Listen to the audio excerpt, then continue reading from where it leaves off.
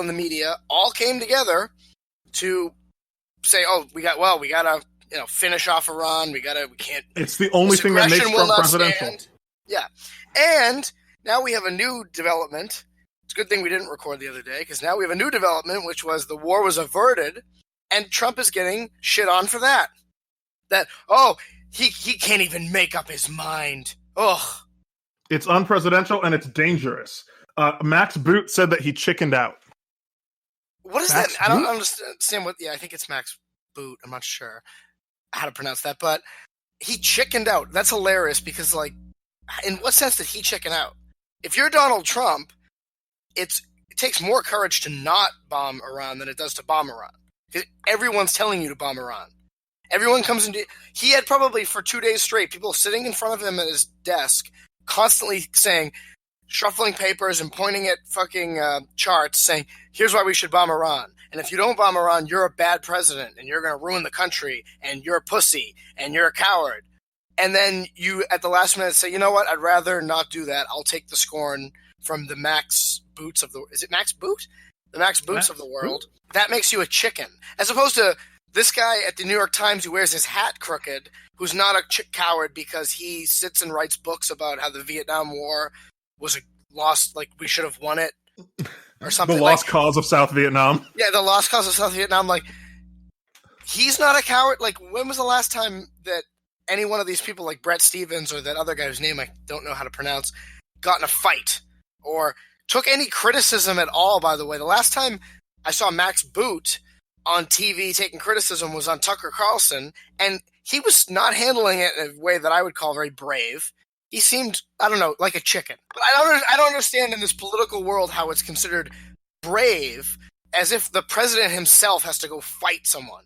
Like, if I push a button or just tell a general, yeah, go ahead with that plan you wrote up and just bullied me into signing, it's like you're just agreeing to something.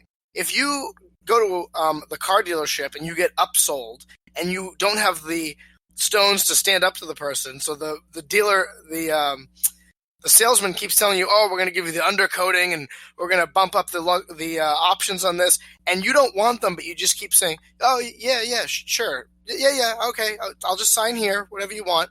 That's exactly what happens when a president agrees to bomb someone, is all these people who are very impressive with stars and stripes and medals on their chest come in and tell him this is what you have to do.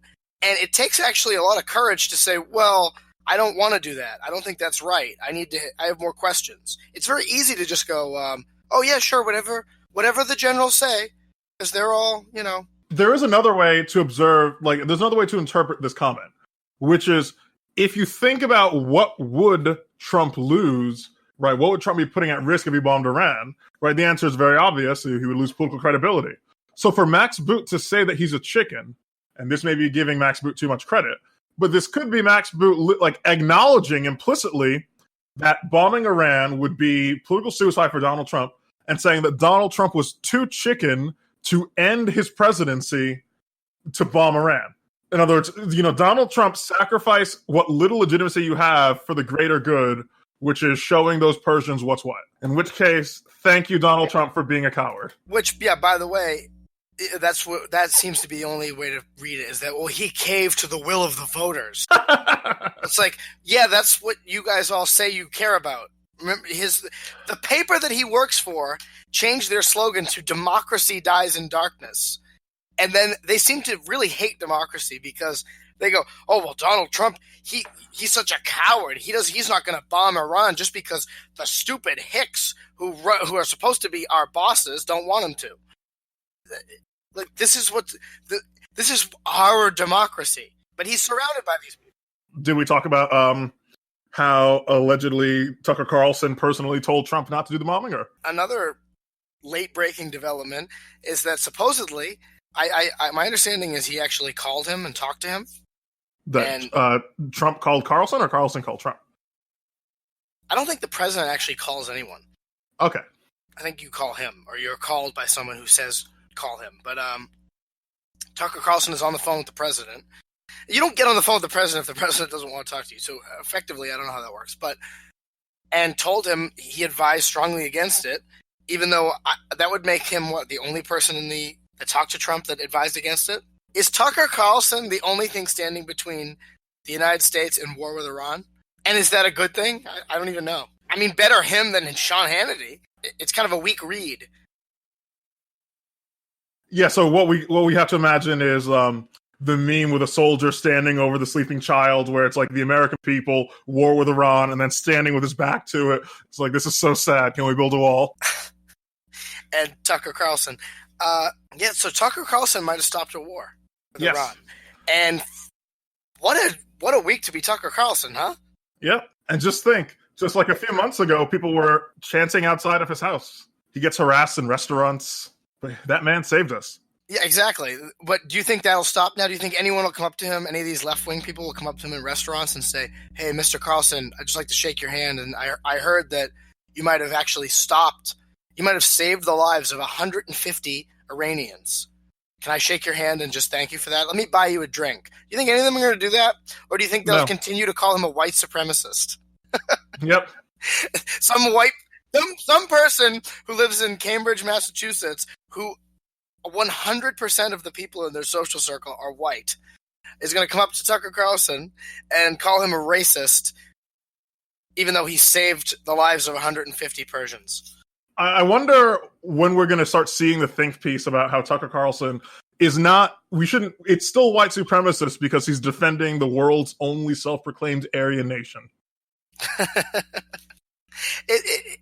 It'll be like there'll be stories coming out about the long history of the deep ties to Iran and the Nazis and why Tucker Carlson wants to save them. They'll say, well, everyone knows that Iran has this connection to the Third Reich.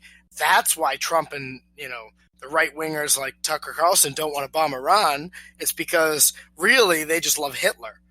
As to quote Donald Trump in his own smear of Pat Buchanan, people like Donald Trump are obviously in love with Adolf Hitler in some form. In some form. Which is a great sentence. But yeah. And another thing to remind us before we get off of Iran is that there's this thing about, so what is the reason we're supposed to attack Iran? Like, what's their biggest crime? I got it. Yeah. Iran. Okay, I'll give the official reason. I was about to think about how to phrase the right reason, but then I remember the official one is that Iran is the #1 state sponsor of terrorism. Yes. Pot, meat, kettle. So there's a piece at antiwar.com about the moral high ground and the U.S. government's ties to terrorist organizations. And, of course, the list is not exhaustive. How could it be? Nicaraguan Contras, the Kosovo Liberation Army, Al-Qaeda and ISIL. Remember that? Yeah, we really should break down that Al-Qaeda one just a little Mujahideen. Remember the Mujahideen? Yeah, no, we shouldn't just say the United States funded Al-Qaeda. We should almost break this down to really give you the idea of the depth of the crime. No, the United States funded Al-Qaeda in Afghanistan. The United States funded Al-Qaeda in Iraq, Al-Qaeda in Syria, Al-Qaeda affiliates in Yugoslavia, Al-Qaeda affiliates in Somalia, Al-Qaeda affiliates in Libya. You're saying Iran funded all these? No, the United States. Oh, jeez. That can't be right. By the way, another thing. What's their other big crime? What's the big complaint Donald Trump has? Why we can't... He said the other day he wants to make Iran great again, but they must do one thing first, not develop a nuclear bomb. Could you imagine if the Russian or Chinese government, Xi Jinping says tomorrow, I'm going to attack the United States. I'm going to put sanctions on the United States. We're not going to do business with them. We're going to escalate. We're going to put our ships in the Gulf of Mexico. We're going to do flyovers of the United States, sent with drones and things like that to monitor them because they have a nuclear program. Did you know there's all these test sites where they launch nuclear bombs? And I've decided now, just me, Xi Jinping, president of China, because I apparently get to decide what other countries get to do, that until they dismantle their nuclear weapons program, they will not be a respected member of the community. I will do everything in my power to bar them from, the Security Council or whatever, to actively thwart them at every stop. And I will escalate this, and nothing is off the table, including attacking them and, of course, using nuclear weapons on them, because that really shows you have the moral high ground. After all, There's only one country that's ever used a nuclear weapon on anyone. Mm-hmm. And that's the United States. You could easily make that case. If you're Xi Jinping, you could say 2 times in the history of the world has anyone dropped a nuke on people. And both times it was the same country. Yeah. This country that still is enriching uranium today. But if they did that, wouldn't everyone say, well, that's not right? America has every right to make bombs if they want to make bombs because that's what they get to do as a country. That's one of the things that comes of being a country. Yes, and you're saying it covertly. I'll just say it overtly. Iran needs a nuclear weapon at this point. Of course they do. I at this point, I wholeheartedly endorse Iran's nuclear weapons program. I want them to have the bomb. There's that, as a libertarian, there's that, we have that sort of hybrid mentality of the sort of left and right. It's not really a hybrid, but we have aspects of us that can be reflected in either one. And what I mean by that is this. On the one hand, we love capitalism. On the other hand, we hate America. True. So there's the left wing. It seems like only a left wing or whatever say, I don't want anyone to have, I want world peace and I don't want bombs and all this, right? But only a right winger the right wing aspect would take it to the other point and say, actually, if every country has a nuclear bomb, that actually might be the best. It might not fit the liberal sensibility where, we throw all the bombs, I guess not into the ocean. I don't know what we do with them. We blink them out of existence so that they don't cause any pollution or send them to Mars or something. And then we all sing Kumbaya. The best way to get people to sing Kumbaya is if everyone is pointing nukes at each other. Yes. Because then you will all sing so that no one will push the button. And it's to a left winger that would sound scary, like there's this, sort of this nuclear sword of Damocles hanging over the whole world. But in reality, isn't a nuked society a polite society? Yes. The American government would be a lot more polite to Iran if it had a nuke. In the same way that other governments are more polite to the United States. That's not just because we're rich or whatever. It's because we have a nuke. And a lot of them, actually. Yeah, and some people, hopefully people who don't listen to our podcast, I pointed this out, will say, well, the Iranian regime is insane and we can't trust it. But that literally, not only is that nonsensical, and I'm going to drop the R word, possibly a little bit racist, but the United States doesn't actually act like that. Or nor did Iran's regional rivals. For example, you can't have a state of Israel that has a nuclear weapons program, with 200 nuclear missiles, allegedly, for nuclear deterrence. The entire point of nuclear deterrence... This is Iran? No, it's our greatest ally in the Middle East, allegedly, between 85 and 200 nuclear weapons with uranium that they stole from the United States. Whoa, let's not dabble in tropes. It's not dabble in tropes. They appropriated it. Maybe some kind of usury scheme. They lent us the uranium and then took it back with interest, which is not theft.